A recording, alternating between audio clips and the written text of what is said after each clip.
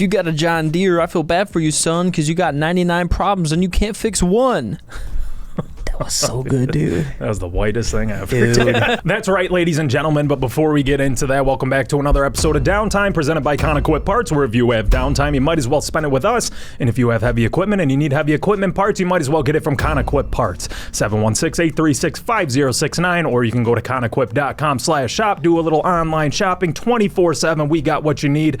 But let's get into this John Deere stuff. So John Deere is settling one of the biggest right to repair lawsuits in heavy equipment industry. Deere agreed to a $99 million settlement after years of lawsuits from farmers claiming the company restricted access to critical repair software and diagnostics. The right to repair is both a consumer activist movement and a series of court cases surrounding the idea that once a consumer buys a device, they have the right to repair it themselves rather than have to take it into an authorized dealer or technician. The movement has gained significant support in tech spaces and the heavy machinery industry. And honestly, this whole thing sounds pretty boring until you realize what it actually means. Because we're now living in a world where you can spend several $100,000 on a combine, but you can't fix it yourself. And that's actually insane, because imagine, I don't know, buying a house and, you know, the guy's like, yeah, you technically own it, but only our dude Todd from Toledo can replace the water heater. Shout out Todd. People would lose their minds because that is absolutely bananas. But that's basically where heavy equipment has gone over the last decade, because machines aren't just mechanical anymore. They're basically full-blown computers. Engines, hydraulics, emission systems, GPS, machine controls. Everything runs through software, and John Deere is getting accused of using that software control to basically dominate the repair market. And the reason this exploded is because downtime for farming equipment is brutal. If your machine dies in the middle of harvest season or in the midst of a major project push, you don't have time to wait for Todd from Toledo to come down with a clipboard and, I don't know, a depression help book. Depression 101, how to be depressed. Depression by for dummies. Todd. This whole right to repair thing didn't start with John Deere ag equipment or construction equipment. It started in tech with a little known name that you might have heard before called Orange. Jeff Bezos. Oh. Gotcha. It's Apple. Back in the day, if your electronics went haywire, you could fix it yourself. You just needed a little bit of confidence and a Phillips head screwdriver. The battery dies, rip that bad boy out and replace it. The screen goes bad, rip that bad boy out and replace it. Hard drive goes bad, rip that bad boy out and replace it. Nowadays, if you've got a modern device and you need to replace something, you rip that bad boy open, and guess what? You get called poor in 14 different languages because you don't have the right tools for the job. What a broke boy he is. Every screw is proprietary. Every part is serialized. Every repair feels illegal. And that's what they want you to think. And all the manufacturers say, we're protecting quality. And to a point, that's fair. If somebody goes in and massacres a repair, usually the manufacturer gets blamed. So they want some control over what happens on their pieces of equipment that they sell. The criticism is, they found out that repair can be pretty profitable. And if you make it so that nobody else can do the repairs but you've got a monopoly on that market forever. For real. And the repair money is gigantic. Gigantosaurus, if you will. It's Gigantosaurus. And that's why today you walk into a dealership and it looks less like a repair shop and more like a luxury car dealership with granite countertops and little waitresses wearing short skirts and long jackets. They only play cake. Brother, I came here because my excavator sounds like it's possessed. Why is there a full Starbucks in your lobby? And Deere became the poster child for this fight because farmers argued that they couldn't even fully diagnose or repair their machines they legally owned without Deere-approved software access. And guess what? That software is expensive. And that's the part that really upset people. Not that the repairs were difficult. Repairs are always difficult. It's that the owners felt like they were locked out of their own equipment because they failed the passcode too many times. And honestly, farmers are probably the last people you want angry at you, because farmers just don't panic quickly. These people survive floods, droughts, basically the apocalypse. But when harvest season hits, Timing matters like crazy. So imagine your combine throws a code and your machine physically could still run, but the software basically stops it from running until a technician says, you're good.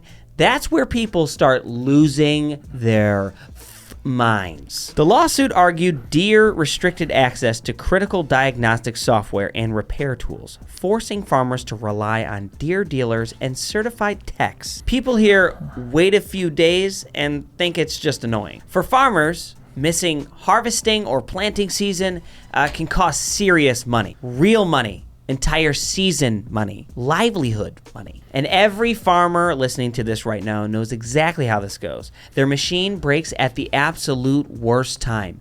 Every time. Never on a Sunday afternoon in January. It breaks during peak harvest time at 11:47 p.m. when you're already sleep deprived and pissed and running on 5-hour energies and nothing less. And then the machine gives you an error code like, beeline, 745, your mom. What does that even mean? I can't fix that. Farmers can rebuild an engine in a field with 2 wrenches and unresolved childhood trauma, but software issues? That's where people just snap, man. Ginger snap.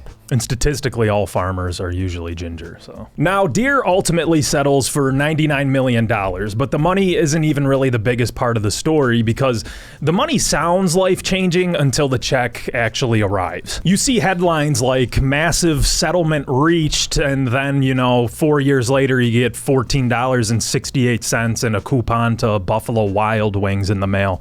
And if you think Buffalo Wild Wings is a top-notch wing, get out of my face.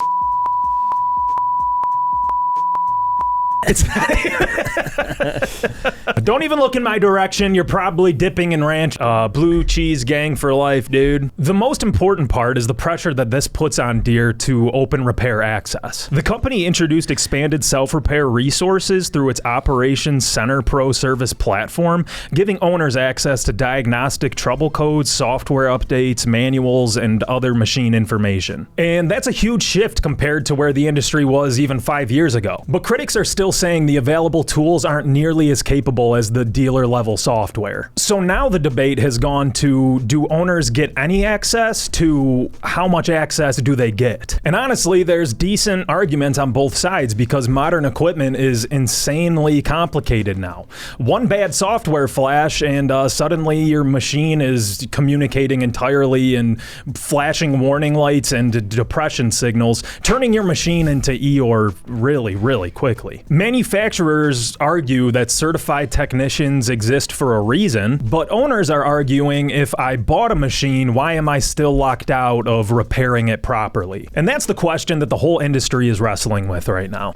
And this isn't just, agriculture. Now construction companies are getting involved too. A landscaping company out of Chicago called Christie Weber & Company filed a lawsuit against Deere involving turf, lawn, and construction equipment using almost the exact same arguments from the farming case. And their argument basically says, we have trained technicians. They know what they're doing, and they can repair our fleet that we purchased and own. But we still need Deere to come out and, press a couple buttons to make our machines work again. And this is where people in the industry kind of get confused sometimes, because it's not replacing the actual physical parts, it's then making the computers that make these machines so good and so easy to use talk to everything again. A lot of the times the repair is done and ready to go. The hose is fixed, the sensors replaced, and the components installed. But now the machine needs software authorization, calibration, code clearing, or digital pairing before it'll operate correctly again. That's the bottleneck. And if you've got, say, 50 machines all sitting on job sites waiting for that little Deere guy to come on down to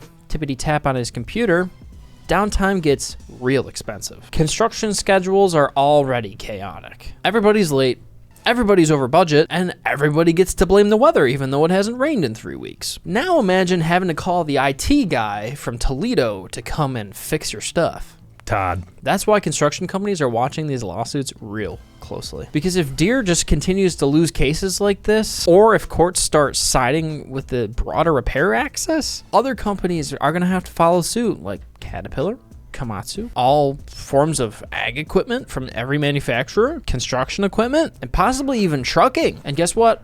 It's probably just the beginning. Now, to be fair, there is legitimate concern for opening repair access too much. Because we've all seen horrifying repairs at one point. Every mechanic listening right now has seen something held together by zip ties, ratchet straps, Justin Bieber welding. For those who don't know, that's JB Weld, baby. There are machines operating right now because some random dude named Randy slapped the hood and said, "She ain't going nowhere." And statistically speaking, his name is probably Randy. But somehow, Randy's right for like 8 years in a row.